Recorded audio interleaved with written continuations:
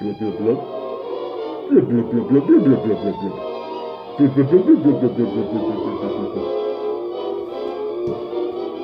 blub. Hey folks, Kilt-Man here, Kilt-Man, at your service. Yes, and today we are wearing a rather waterlogged Robert the Bruce kilt. It's the Bruce. It's the modern Bruce, not the old Bruce, not the traditional, not the ancient. It's the modern Bruce. Still very striking now. Still very resplendent. So folks, today's watery, salty, barnacled little video is going to be about, well, what you just saw, basically. That thing there, which I'm now going to put on this mannequin head. Look, if I can, without knocking it all over. And there we go. Go on, who is he? Who is he, folks? Who is he? It's the GILL-MAN, the creature from the Black Lagoon. 1954, made by director Jack Arnold, who in the 50s was doing a whole slew of monster movies, all giant-sized creatures or throwbacks or just bizarre sci-fi aliens. This is the guy who did The Incredible Shrinking Man. Remember that one? Where he has to fight the big spider. Just the common or garden house spider, but because he's shrunk down to that, the spider's a fucking demon. Awesome movie, awesome. He did Tarantula. I don't think about spiders. He did Tarantula as well. Remember Tarantula? Where it gets to humongous proportions and is taken out by none other than Clint Eastwood in one of his first, well, uncredited roles, playing a US Air Force pilot who napalms the poor arachnid. But by far, Jack Arnold's greatest film would be The Creature from Black Lagoon, 1954. And it's a throwback to sort of a Mesozoic period where a reptile is the kind of missing link between, you know, fish and mankind, and you get the GILL-MAN. Now, there's the mask itself. There's the mask itself. I'll discuss the mask at length in a moment, but a bit of background on the movie. The soundtrack is playing there by Hans J. Salter, who was a stalwart of Universal horror movie scores. Notably, he worked with Frank Skinner, not the UK-based comedian Frank Skinner, but the film composer Frank Skinner, on the likes of The Wolfman and House of Frankenstein, two glorious, sumptuous soundtracks. And he provided a really eerie and, you heard, bombastic bravado of, you know, sort of like just horror approaches you. Great score, great creature design, great story. It's found in the Amazon. A research team goes out there, they go diving into the Black Lagoon, and they encounter this creature. The absolutely gorgeous Julia Adams swims in the lagoon, and in a very famous sequence, GILL-MAN, in the full suit, swims up and mimics her movements in the water, and he glides beneath her, and it's become like a very famous erotic sequence. It's sensual, it's poetic, it's elegant, but there's a definite, you know, sort of sexual energy about it as well, which for its time, 1954, that's quite audacious. Jack Arnold went to Hawaii, went to Florida. They ended up filming it in Florida, in the Everglades there, and where a lot of the old Tarzan movies have been filmed as well. And he found a guy called Riku Browning, who's from Hawaii, who could hold his breath for over 5 minutes. Thought, hang on a second, that's ideal, because we need someone for the extensive underwater shooting, photography, who can hold his breath whilst wearing the costume. And Riku Browning said, yep, I can do it. So he got the job. But the one problem with that was Riku Browning was about fucking yay big. He's a little fella. He's a hobbit. A hobbit who can swim very, very well. And so obviously they used him underwater. You wouldn't see the size difference. You wouldn't get that. You wouldn't suss it. But on land, he had to be a much bigger bloke. You know, much bigger guy. There are many sequences where the creature is on land and threatening and intimidating. He's a big, man in a costume, but a great looking monster. So they looked at actor Glenn Strange. Glenn Strange was the guy that took the Frankenstein role in the lesser and final movies of the Frankenstein saga, which would be House of Frankenstein and House of Dracula, where Frankenstein's monster did little more than lie on a fucking slab the entire time, and then maybe do a little bit of lumbering around and throw someone through a window, and that was pretty much all he did. So he's kind of redundant for most of it, but he's a big, imposing guy. So they approached him, and he took one look at the script. He went, "Hang on, most of this is underwater. No, I ain't doing it. And they're trying to say, no, well, you won't be doing that bit, but no, he didn't do it. So in the end, they found a guy who was a US Marine, big guy, big hulking sort of brute. I think he was doing stunt work. I think he'd gone into doing movie stunt work. So he fulfills the costume of the creature on land. And there are stark differences, which we'll come into with the mask itself here. Now, when they designed it, the film was shot in 3D, and it's one of the best examples of 3D that you're ever going to see. Avatar, yeah, so what? All 3D movies you've seen ever since? No. Back in the day, when 3D was really taking hold, you had fantastic, directors. Andre de Toth did, what's it called? Oh, no. Wax Museum. No. Made it by Wax. Fucking, what is it? It's got wax and it's got a museum in the title.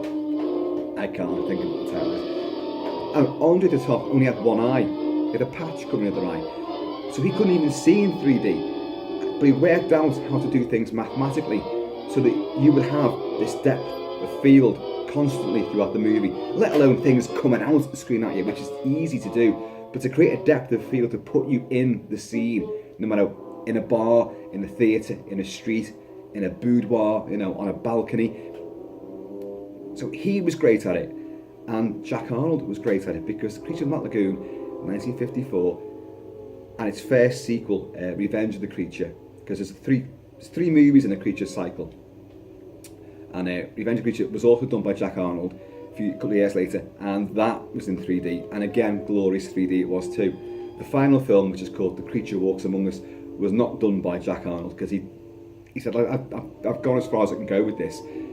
So it was done flat screen, usual, and it was kind of done in a very sort of workmanlike manner, but we won't go into that, the sequels just now. The first film has such great optical effects. One of the first things you're going to see is where they discover a prehistoric, GILL-MAN's hand coming out of like a clay cliff face, and they excavating away, and this hand just comes out like that. And I swear to God, when you're watching it, because on Blu-ray now, it's in full 3D, and it's just, honest to God, it's glorious to behold, and especially on the biggest screen you can imagine. And I've got a 75-inch screen there, so it looks just incredible. But this hand comes out, and you are literally going like, you're looking like that.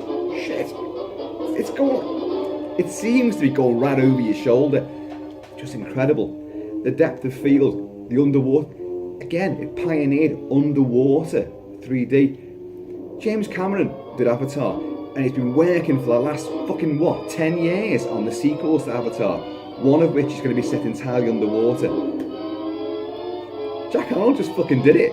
He put a camera in a box, stereoscopic, lens, went down into underwater and fucking filmed it. Just did it, and it looks amazing. There is a fight between the GILL-MAN and Richard Carlson underwater with spear guns and that, and it's alarmingly effective. You are underwater as well. It's a great film, folks. It's a wonderful movie with a great creature design. Bud Westmore, one of Universal's stalwarts of monster design, created the look, and originally he had a big swishing tail as well, but that proved to be a bit unwieldy when they were filming, especially on the underwater scenes. It was going to drag him down, he'd drown him, simple as that. Funnily enough, the spin-off novelisation, which I have here, which is about Lagoon, yes, he has the big long tail in that, and there's a few other differences too, but it's essentially the same story, but the tail had to be dropped for the movie.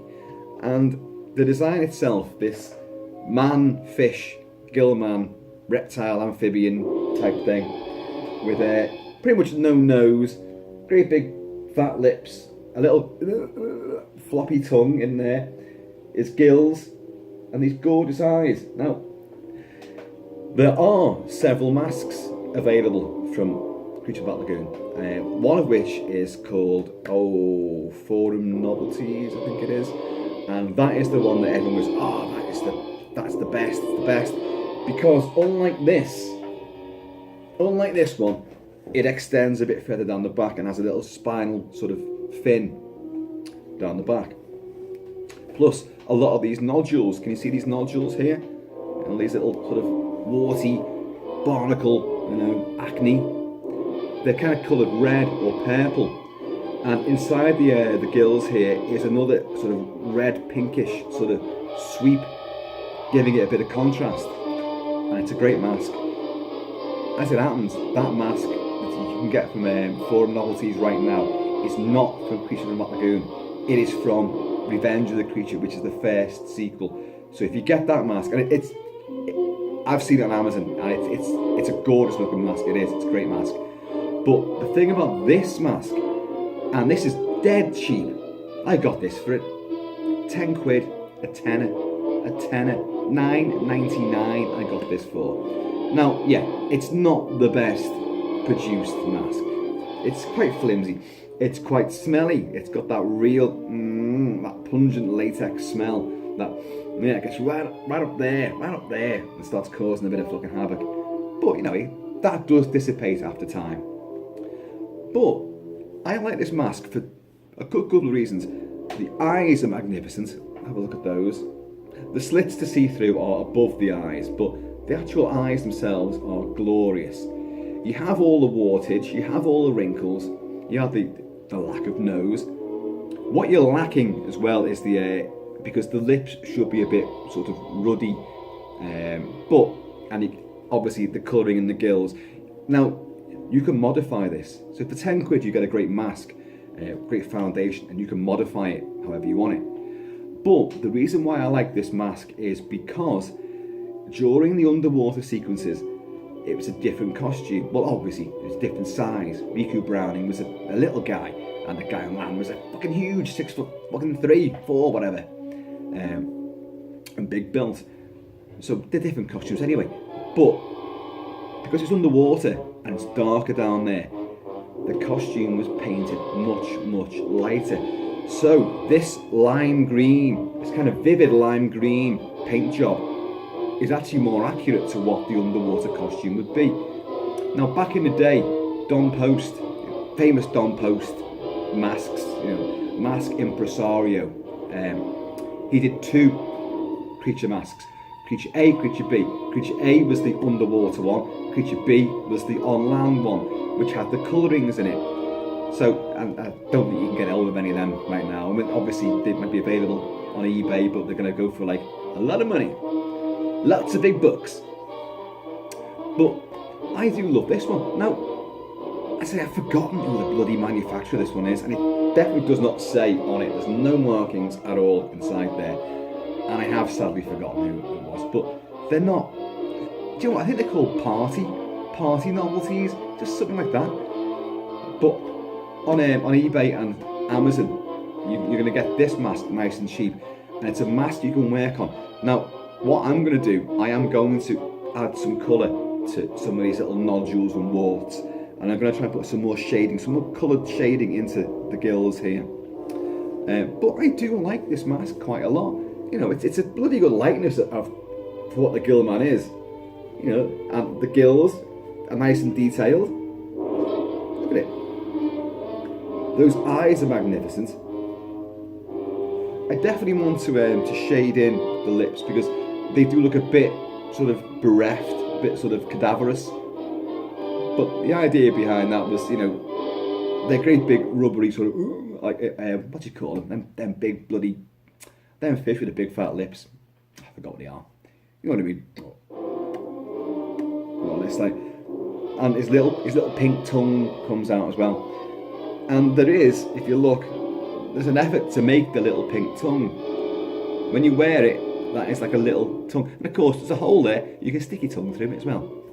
So you can do sort of, a GILL-MAN impersonation. And he kind of makes this noise like, oh, oh, oh.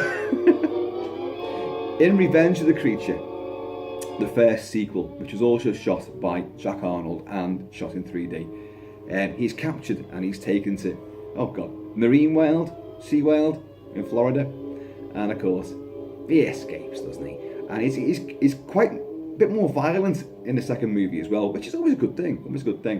And then in the third movie, he's captured again, but right at the very start, he gets burned, and it burns his gills out, so he genuinely cannot breathe underwater.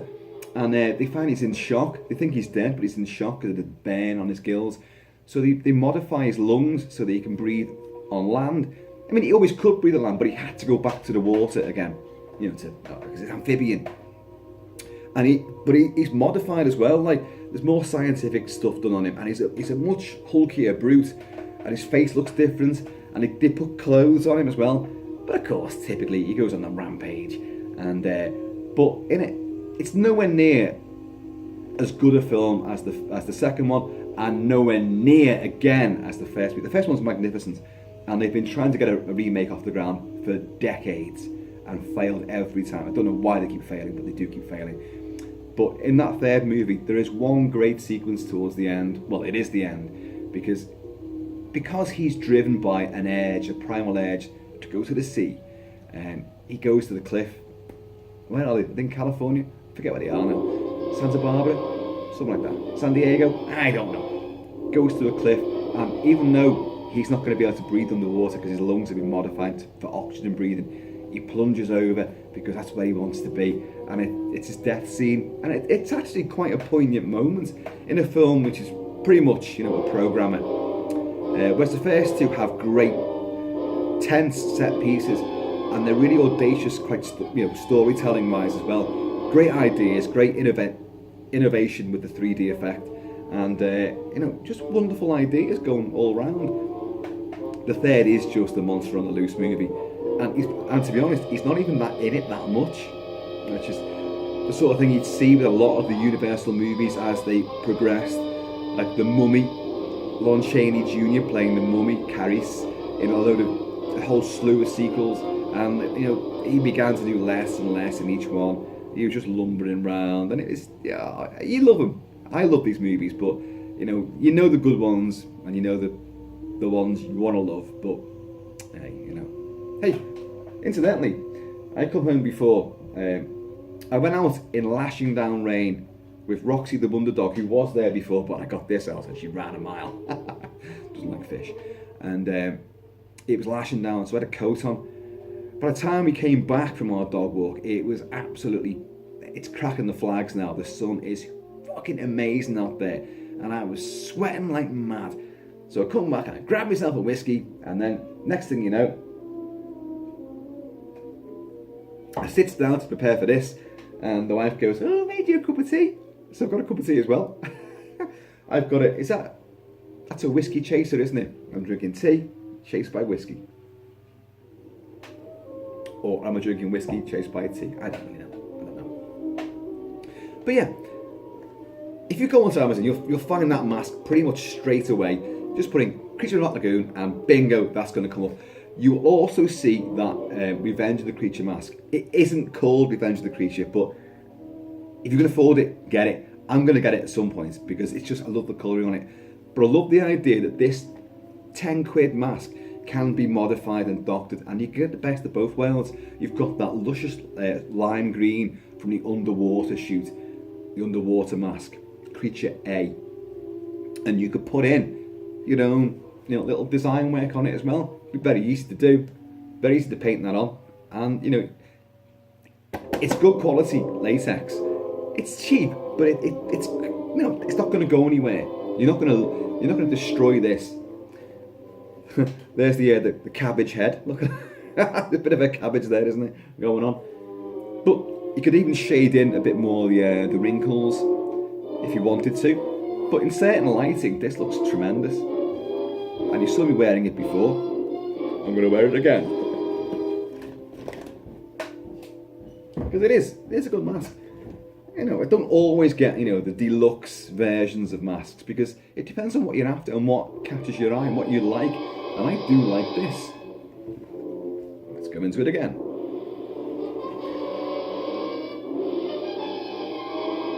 And there's his theme.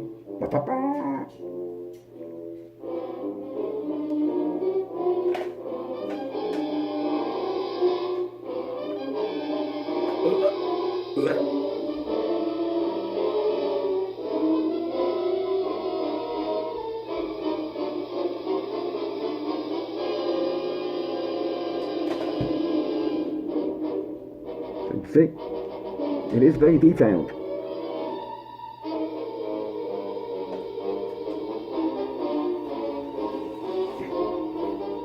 The Novelty Forums one actually has, there's a lot more down the back there. As I say, you've got like a sort of spinal fin. So it comes down, probably extends to down here with like a bit more of a back and shoulder piece. And with this lovely, you know, flared up little spiny fin. Which is great, and that, you know, it is wonderful. It'd be great to have the two of them set off against each other. But that's a great mask for buttons. For buttons, you're getting what is a quality and accurate mask. Because that is Creature A. That's the underwater mask. Lime green and bright, so it could show up underwater in the camera work, so you'd see him. Brilliant, absolutely brilliant. I'm back on this now. I always struggle doing this bit. Bear with me. There he is. Yeah, not a bad mask. Not a bad mask at all. They've tried to remake Creature of the Black Lagoon, as I say, many times over the years. John Landis was going to do it. Most famously in recent times, Benicio del Toro, who played the Wolfman in Joe Johnston's remake of the Wolfman, which was, well, I'll come on to that at some point. I love the film, but it's got many faults to it. Many narrative faults, effects faults, loads of stuff. But I still love the movie. And as you all know, Wolfman's my favourite character of all time. Anyway, favourite monster character. But Benicio del Toro's favourite character is that guy. So he was desperate to try and remake this. In the end, it fell through, so he had to go for the Wolfman. Okay, but I'm not complaining. But what has happened? Why is this so difficult to get made? What's the hold-up? What's bogging it down? What's sinking it? John Landis, American Wolf in London, Blues Brothers, he attempted to get this made way back in the the early 80s. He was going to try and get this off the ground with Rob Bottin from The Thing and The Howling doing the effects. Oh my god, the creature design. Would have been awesome, wouldn't it? The closest we've got is Fred Decker's awesome Monster Squad. You know, with the kids fighting Dracula, Frankenstein's monster. Well, they don't fight Frankenstein's monster, he's a friend of theirs. But you've got Wolfman. Wolfman's got nards, because they hoof him in the balls, don't they? And you've got the GILL-MAN. Only he's a much different version, but still quite clearly derived. And you've got the Mummy as well, but it's derived from this original Bud Westmore and Jack Arnold design. Love the soundtrack, and I love the design. Love the film to bits. I will cover the film probably in a lot more detail. I always say this. You know, my heart's in the right place. I always mean to do these things. But I try to give I do a mask and then I'll go in the film, this happens and that happens. And I'm playing the music. So you're getting kind of everything condensed. I'm throwing it all in there. It's all coming in, rushing at you. Like a big fucking tsunami in a lagoon. Not sure how you get a tsunami in a lagoon, but hey, bear with me. And it's just a great character, great story idea, great 3D. The film works in 2D perfectly well, but it really should be watched in 3D. If you've got the means and if you've got the film, by God, enjoy, savour it, because it adds so much, literally dimensionality to it. It's putting you in the Amazon jungle, well, the Florida Everglades, but it's like the difference. You know what I mean? It's putting you underwater. It's putting you in his cave, his sort of like his watery lair. It just fucking awesome movie all round. And Julie Adams, oh my god, in her swimsuit. Yeah, it's an old style swimsuit. Can you imagine if they made that film now? That underwater, where he mimics her movements and he swims underneath her. And it's felt, don't forget, he could hold his breath, and he was very sinuous and lithe underwater, very athletic, very balletic. So her movements on the top of the water, he mimics them, and he's literally underneath it, and it's definitely, got a frisson. And then when he touches her foot, and her foot just shivers, and she kicks away, and he does it again. Like, it's just too awesome for words. I wouldn't have been going for her foot, incidentally. But then again, having seen his costume, I don't think there's much scope for any sort of briny groinal functions. Don't know how he'd do it. But anyway, risky y'all. I mentioned Rob Bottin before, and I am of course sporting Outpost 31 from The Thing, John Carpenter's The Thing. So yeah, I'll give you another quick blast on this.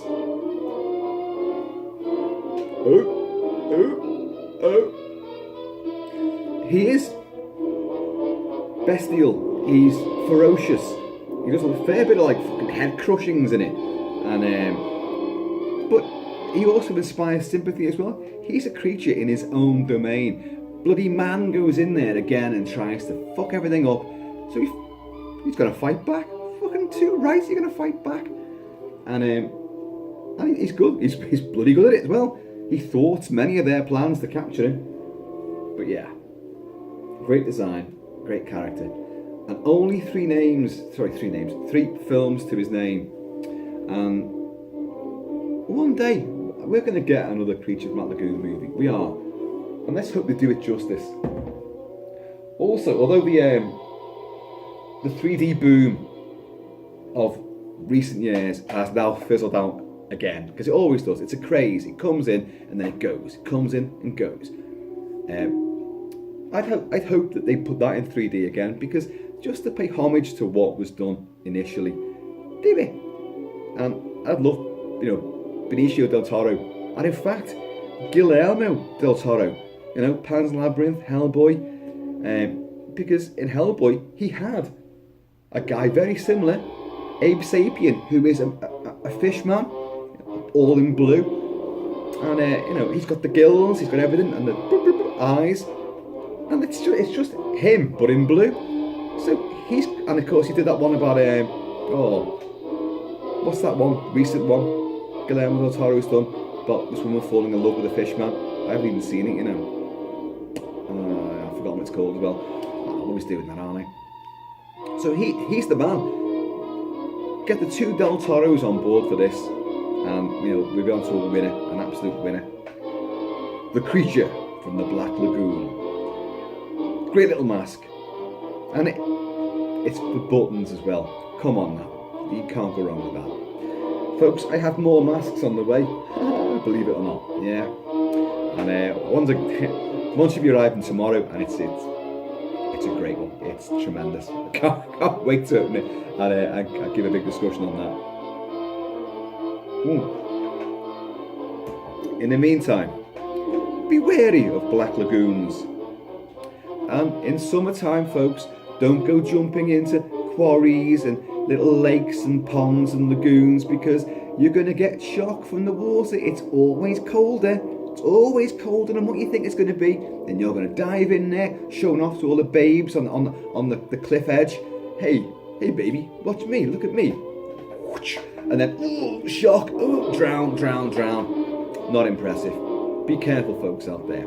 This happens every fucking year. People dive into bloody, usually teenage lads, showing off. It doesn't end well, I can tell you. So, in the meantime, folks, keep it Celtic, keep it kilted, and just have fun, y'all, because if it isn't fun, what's the fucking point? There is no point. So, there we go. Another video maybe later on, who knows? I've got chores to do today. Chores? Fucking chores. I'll tell you one chore I've got to do. Get on this one. A bloody dog. Roxy the wonder dog. Because she's husky. She's part predator. She bestowed upon us a feathery gift this morning. You've heard of cats coming in and like throwing like a fresh kill at you. Oh, I've just done this for you, Dad. What did she bring in? Fucking big pigeon. And it was still alive. It was flapping around, and then she crunched it before my very eyes. And I was like, I had to pick the pieces up. And what do you do with these things? What do you do? Anyway, folks, I think this thing is now flashing at me, so I think it could all be over.